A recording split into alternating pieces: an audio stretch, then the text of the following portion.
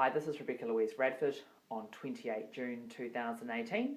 Today I'm going to rehearse the part of Stanza in Acts 1 and 2, which are the main acts, in the New Zealand play Hold Me by Emily Duncan 2015. Act 1 is set in 2007 in a London cafe where my character Stanza is having a meeting with her ex-boyfriend Eric. At the meeting, Eric is asking Stanza to please finish her relationship with his mother because his new partner, who's due to have a baby, is feeling uncomfortable about Stanza's relationship with his mother. Hello, love. Yes, I have ordered some wine. You see, I've already had my 3 coffees for today, and I saw this read on the menu that I haven't tried yet. It's meant to be very good. It is very good. I started. Sorry. Well, that gives you an out then, doesn't it? Hi, Stanza, I'm running late, got to fly, and all that. Meetings, meetings, meetings. Did you put this in as a business or as a private engagement in your diary? Stanza meeting. Did your your phone or computer thing go ping? Ping to remind you to come and meet with me?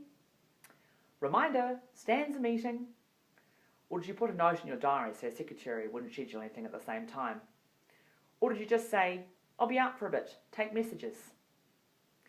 I just imprinted the date in my memory. No note on diary, no reminder on phone. We made a date, and for the past week I've remembered that 3 o'clock on Wednesday I'm going to have a meeting with Eric at Café du Horse or du Duck, whatever this place is called. Café du Lac. And it's remained there in my memory. I didn't forget it. I didn't categorise our meeting as business or as private or as recreational. But you never forget. Café du Lac, de lake, Café of the lake, quack quack. No, I'm just teasing Eric. Just breaking the ice at a session in the long cold period since we last laid eyes on each other. I'm defrosting as we speak. What time have you set next meeting for? And you're 7 minutes late. So give us a generous and fruitful 13 minutes. Cheers. Don't go out of your way or anything. You better drink up. Of course, you can order coffee if that's what you want. Don't be grim with me for trying to be hospitable. Oh, sorry. Jet lag always brings out the best in me. Sorry. I think I've said enough. What sort of things? Work, home, the cycle of your life. What about recreational things? I thought you'd play squash most days at other corporate times. Negotiating? Do you negotiate at home as well? Well, you've built a beautiful life for yourself. Cheers. I'm sorry to break it to you, Eric, but you weren't doing a great job of pretending that your home life is rosy-posy until you admitted that your home life is like a totalitarian regime. Subtext, love, you puppy dog face. You're welcome. Questions? Intriguing. Fire away. 2 days. Didn't your mother tell you? Oh, don't start with probably. She's been badgering you constantly about my return, hasn't she? Like you said, you've got a lot on. Maybe. Yes. No. I don't know. I don't know how long for. I've got to sort my mother's things. I don't know how long it will take. Which reminds me, you haven't said anything about my coat. It's something, isn't it? Wearing fur really isn't anathema to me. But this thing is vintage. She inherited it from my grandmother. It was my mother's. Careful with the use of tense, Eric. I prefer accuracy over euphemism, and you know that. No one dares to wear real fur these days. I was actually thrilled the temperature dropped, because it gave me an excuse to wear it. The lining's a bit ripped and fragile, but I found all these scarves in one of my mother's trunks. Dozens of them. Hermes silk scarves. More than I could ever find anything to do with. So I intend to take my coat to a tailor and ask if they can make a new lining out of the scarves. Well, they would when I take my coat off with a flourish. They would think, wow, look at the lining in Stanza's coat. Well, maybe I could sell it. Maybe I could wear it once or twice and then sell it. Who wants a fur coat? Your mother might. I should ask her. I think she'd be tickled pink. She could wear it to one of her Women's Institute meetings. Never. I don't. I adore her. Bless her. Let's drink to that. How's my what? My breasts? Well, thanks for asking. These are, in fact, not my real breasts anymore. I bet you didn't know that. Do you want to feel them? No, I don't mean lean over the table and give them a squeeze. I mean, when you leave and we hug goodbye, maybe you could give them a little rub or a pat. Out of curiosity, to see what fake breasts really feel like. Go on, admit you want to, when you get the chance. They don't even really feel like they're mine. They're just fake breasts to give the appearance of normality. Letting you feel them is like me giving you something without feeling that you're taking anything. You missed your chance. Oh, I'm fine. 13 minutes is not the time and place to go through the minutiae of cancer treatment. Oh, fair enough and good. Excuse me. Sometimes the nausea hits. I mean, nausea is fine, but head over the bowls for days on end is not so fine. This is manageable. This is life. How's the 13 minutes going? I don't want to get in the way of making your next million or of your next game of squash. Oh, cheers to that. I thought your mother would have told me that you'd already made your first million. I actually thought you'd sleep with it. Banknotes plastered over your perspiring and slumbering body. I know it's not real money, real dirty money. Thanks for explaining that, Mr. Moneyman. Your mother is very proud of you though, you know. And she's thrilled about the baby. She didn't know she's ever going to be a grandmother. You're her only hope. I've been sending her fabrics from Hong Kong so she can make baby outfits. Did you know she intends to make you matching ties out of the unused fabric? How very sweet. About your mother? What about your mother? Oh, just a little change, I imagine. Do you know one thing that's definitely going to change? Harriet's breasts. Even if she doesn't breastfeed, for all the hormones and the expanding and the blowing up, they are going to droop. Harriet's breasts are going to end up like dried up old pancakes. Whereas these, important. My God, Eric, that's the most beautifully romantic thing I've ever heard you say. Harriet is very, very important to me. That surpasses the time we took us on that mystery trip in Rome, or when we went to the country to make elderflower cordial, and we played strip poker in the garden later that night, or when you painted my toenail chartreuse, when I was in bed for nearly a fortnight with that horrendous cold. At least I could look down at my feet and see something pretty and vibrant.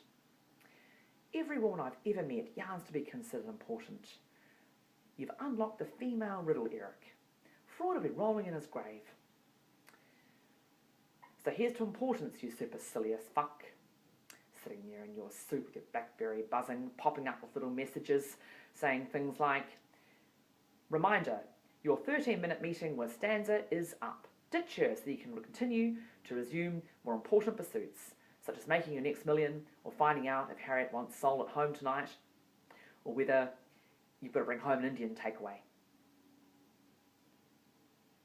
Over the top, but not important. You're going to bring up one thing from 3 years ago. Jesus, you know we'd already talked about this. Because Harriet's not an adult. Your 13 minutes must nearly be up. Are you going to start charging me for your time? Is it so hard for you to ask because it's what you really want, but you're too ashamed to admit it?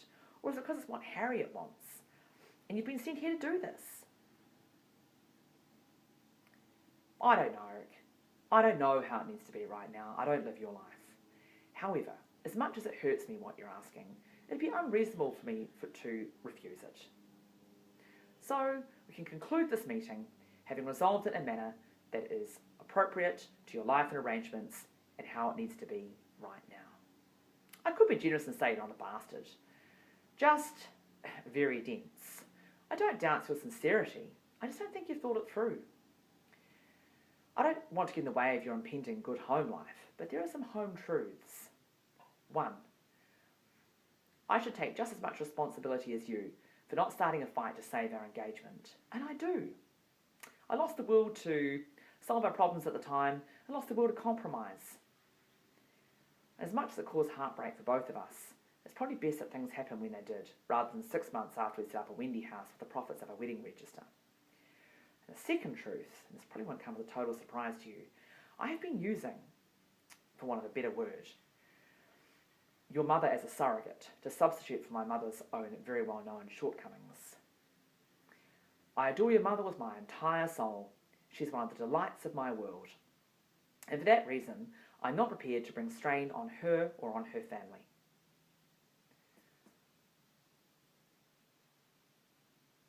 Say it again, Eric, with feeling. Would one more game of squash knock it out of you? There's one more truth I'd like to say.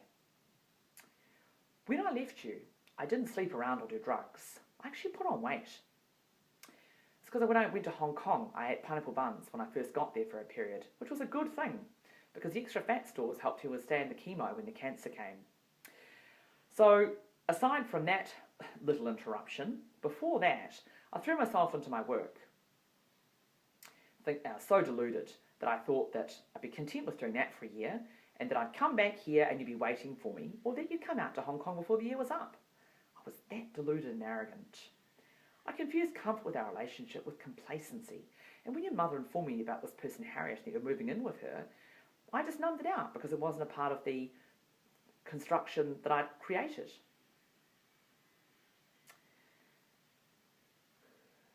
And strangely, when the cancer came, it was like a welcome distraction.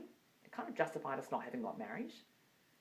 You see, they not only removed my breasts, they already also removed my ovaries, which gave me a kind of closure because I couldn't have children. And because I wanted to have children with you, that was that. End of story. That's the end of the truths. Oh, apart from thank you very much for sending flowers to my mother's memorial. You remember my favourites, which is what I expected. But it was lovely all the same. And now I will leave before they rot and the water in which they sit in stagnates. Cheers. I think you mean to just pick yourself up and carry on and try to be kind and do your best. Try and be the best father that you can be.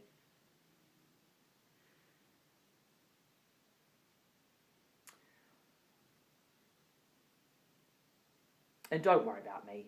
It's not worth it. And neither of us can afford it. Onwards and upwards, old chap.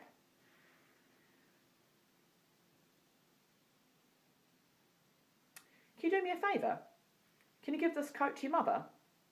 I'll catch a taxi. I'm due to fly out tomorrow and I won't have time to deliver the coat to her. That was a maybe. The flight's for tomorrow. Oh, I think that'd be the end of me.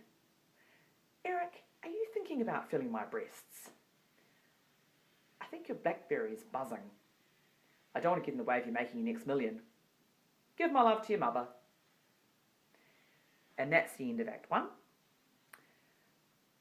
And now, Act 2. This is set in 1975 in a flat in London, Eric's flat. Eric is conducting an affair with a woman called Grace, and Stanza arrives to do some modelling for Eric. He had approached her in town, and the scene comprises a conversation between Stanza and Grace, the person he's having an affair with.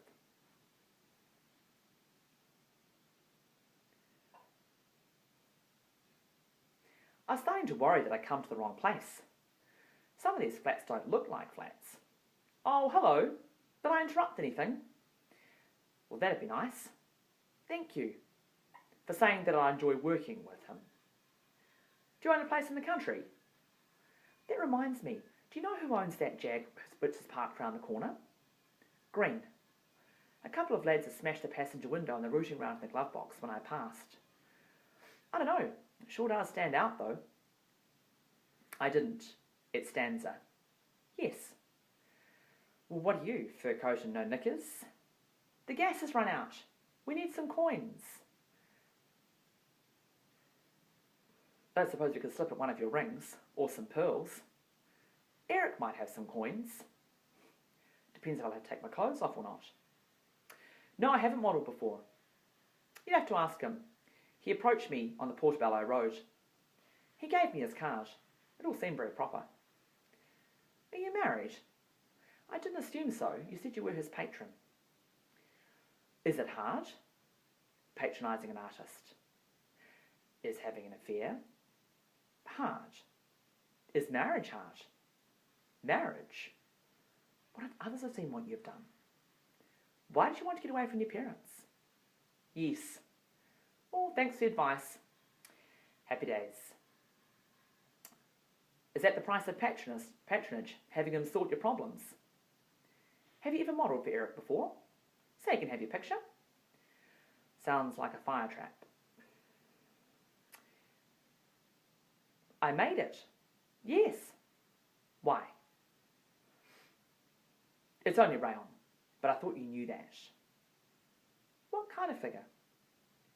Did you have a gamine figure once? Well, it's not gamine now. Thank you. So do I. No. We're not just saying this to be polite. To be polite. I was born here, but I wasn't raised here. I'm from these parts, but not well known of these parts. Something like that. Rootless. I'm trying to establish some roots. I always thought that once you got to a certain age, no one really cared where you're from and who your family are. People are usually too coy to ask you anything direct about work or money or motivations. But they do always ask about your parentage, about your heritage. Oh, nothing satisfying or substantial, nothing that stands up. You are? No. No? No. Is that a product of patronage? I expect you will. Thank you. Will he be good about the baby? Will you have it? Well, cheers to that. The gas. Won't you get cold? And that's the end of Act 2.